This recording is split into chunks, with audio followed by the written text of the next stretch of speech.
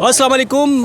पाकिस्तान और भारत के दरमियान T20 एशिया कप में दुनिया क्रिकेट की सबसे बड़ी जंग होने जा रही है और इस जंग के लिए जो है एक तरफ जज्बात हैं करोड़ों लोगों के और देखते हैं कौन सी टीम अपने जो शायकीन हैं, जो उसके क्रिकेट लवर्स हैं, उसके फैंस हैं, उसको जो है खुश करने में कामयाब होती है। और ये जो मैच है दुबई में जो होगा पाकिस्तान और इंडिया की टीमों के दरमियान, और इस मैच में आज पाकिस्तान के जीतने के कितने इम्कानात हैं, कौन सा खिलाड़ी जो है वो अच्छा परफॉर्म कर सकता है, क्या तरतीब होनी चाहिए प्लेइंग 11 की। मेरे साथ जो है करीम मलिक जो कि स्पोर्ट्स जर्नलिस्ट हैं मेरे साथ मौजूद हैं और उनसे हम बात करते हैं वो अपना क्या तरजीह देते हैं इस मैच के बारे में। अस्सलाम वालेकुम। कैसे हैं? करीम क्या हाल है? अल्लाह का शुक्र। काफ़ी दिनों के बाद मुलाकात हुई है भाई आपसे। ऐसे अच्छा, क्या है आज पाकिस्तान का है आज, क्योंकि वैसे तो इंडिया को देखें बर्तरी है हमारे ऊपर इस टूर्नामेंट की अगर हम बात करें तो आज क्या समझते हैं प्लेइंग 11 वही होगी जो पिछला मैच था हमारा जो जीता था हमने, वो या कोई इसमें तब्दीली का इम्कान है या क्या होना चाहिए आपके ख्याल में? कदीर भाई देखिए, बात ये है कि क्रिकेट का एक उसूल है कि जब आप विनिंग कॉम्बिनेशन के साथ जाते हैं तो विनिंग कॉम्बिनेशन को आप छेड़ते नहीं हैं। तो पाकिस्तान लास्ट 2 मैच जिस कॉम्बिनेशन के साथ जीता है उसी कॉम्बिनेशन के साथ जाए, खास करके जो आखिरी पिछला मैच जो बांग्लादेश से पाकिस्तान जीता है और जिस तरीके से लेकर इस मैच को चला उसी कॉम्बिनेशन के साथ पाकिस्तान को जाना चाहिए और उम्मीद यही की जा रही है कि उसी कॉम्बिनेशन के साथ जाएगा। हसन नवाज की जो जगह बनती भी नहीं है टीम के अंदर, जो नीचे के बैट्समैन है आपके, अगर वही परफॉर्म कर जाए तो आपको ज़्यादा ज़रूरत नहीं, क्योंकि माइक हसन का एक फॉर्मूला है कि 8 नंबर तक बैटिंग चला रहे हैं वो, और वो 8 नंबर तक बैटिंग का फॉर्मूला पिछले 2 मैचेस में तो कामयाब हुआ है, तो चेंजेस बनते नहीं हैं। और जहाँ तक रही बात बर्तरी की, देखें क्रिकेट के मैदान में बेशक इनको बर्तरी है, वो भी 2 मैचेस, कुदरत का निज़ाम है, 2 बार शिकस्त तीसरी बार कामयाबी, तो भाई तीसरी बार कामयाबी पाकिस्तान की हो सकती है और होगी, क्योंकि देखें हारने के लिए हमारे पास कुछ भी नहीं है, हम तो वैसे ही शिकस्त याफ्ता है। भारत के पास हारने के लिए वो स्ट्रीक है जो पूरे टूर्नामेंट में बनाता हुआ आ रहा है, भारत के पास हारने के लिए वो 2 मैच हैं, बहुत गीदड़ भपकियाँ हैं भारत के पास हारने के लिए, वो कंट्रोवर्शियल चीज़ें हैं, हैंडशेक है, हमारे पास क्या है, हम तो वैसे ही हारते आ रहे हैं, हम तो वैसे ही दिमाग बना के बैठे हुए। वैसे सबूत भी है, श्रीलंका ने देखो मतलब बराबर कर दिया था मैच, 206 इतना बड़ा टारगेट।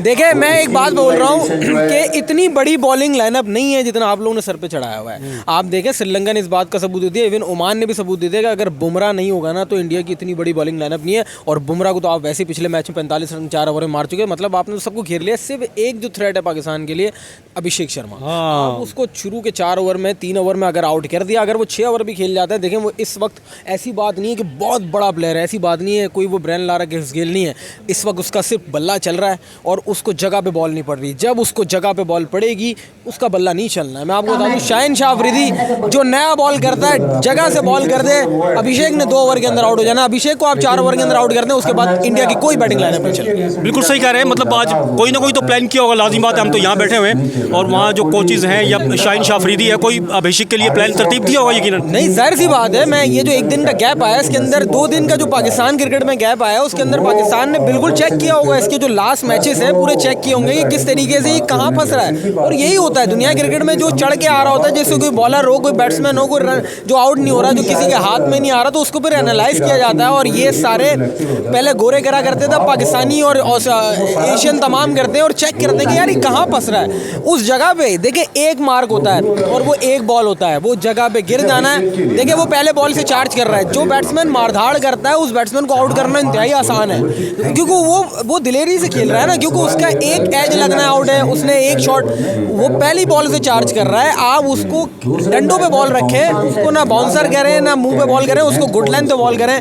आप देखें 3 ओवर 2 ओवर के अंदर आप उसको पकड़ते हैं और मैं कहता हूँ शाहीन शाह अफरीदी आज पकड़ लेंगे, इंशाल्लाह ताला पकड़ लेगा। वैसे देखो जिस तरह से मैंने कहा कि ये आज की जो जंग है दुनिया क्रिकेट की सबसे बड़ी जंग, बिल्कुल दुनिया, और ये जो है जज्बात की जंग है। एक तरफ 140 करोड़ से ज़्यादा लोग हैं, एक तरफ 25 करोड़ से ज़्यादा लोग हैं, ठीक है, जज्बात की भी जंग है ये।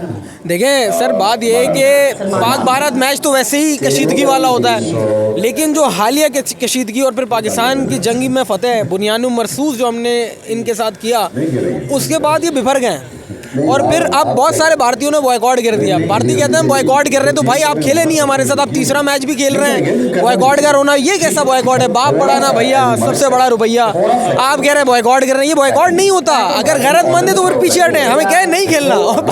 पाकिस्तान चले जाओ, अभी चले जाओ, आप चले जाएं, आपको नहीं खेलना, आप बातें ना करें। ये भाई ये अना की जंग है हमारे लिए, तो भाई ये बहुत बड़ी जंग, अब तो ये बहुत बड़ी जंग हो गई। इंशाल्लाह आज जीतेंगे, जीतेंगे सर, बिल्कुल इंशाल्लाह ताला आज जीतेंगे। अगर आपको बाईकाट करना है तो चले जाओ भाई, आपको पूरा मतलब खुला मैदान आपके लिए है। और हम इस वक्त जो है कराची में गवर्नर हाउस की जो मार्की है वहाँ पर मौजूद है। यहाँ पर जो है इस मैच को दिखाने के लिए जो बड़ी स्क्रीन लगाई गई है, और अभी क्योंकि मैच शुरू नहीं हुआ, कुछ देर के बाद मैच शुरू होगा, तो यहाँ पर काफ़ी अभी भी आ चुके हैं लोग देखने के लिए, लेकिन कुछ देर के बाद जो है बड़ी तादाद यहाँ पर मौजूद होगी। नई वीडियो में फिर हाजिर होंगे मैं जब तक के लिए अब्दुल कदीर राना को इजाज़त दीजिए। अल्लाह हाफिज़।